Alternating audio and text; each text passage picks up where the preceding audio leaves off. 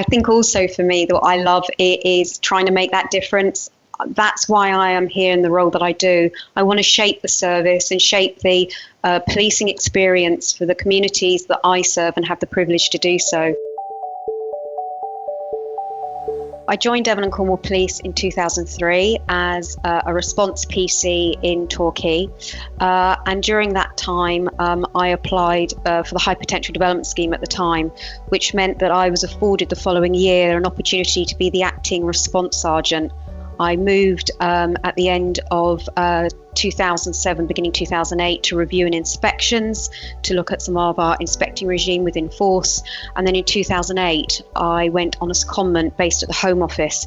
I did that for about 16 months. Meanwhile, I took my inspector exams, and I was promoted up in London to inspector, taking on the joint operational head role, working with partners and services across the country.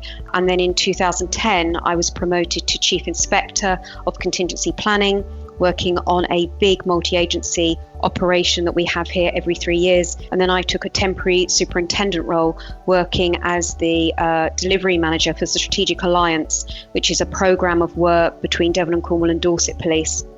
I worked on there and gained my superintendent rank during that posting. In 2019, I sat PNAC, the Police National Assessment Centre, and I was successful and concluded my Strategic Command course last year, 2020.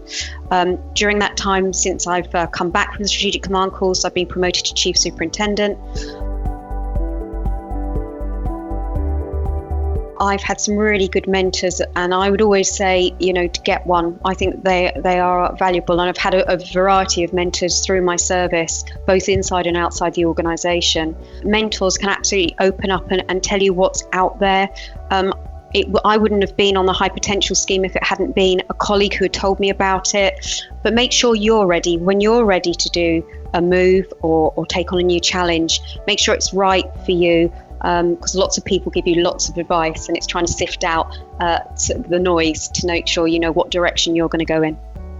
I believe in what the College of Policing and the organisations before have provided is actually really get to know yourself as a leader, get to understand your strengths, where your development gaps are. I know I don't know it all, and I'm not afraid to ask. So I would say always ask. I really do believe there is no stupid question. I believe in a one-team ethos. But I think if you know yourself and you know your area of responsibility, not afraid to ask, and just take some of that time out for yourself to reflect, I think for me are good foundations for progression, for your business and potentially your personal life too.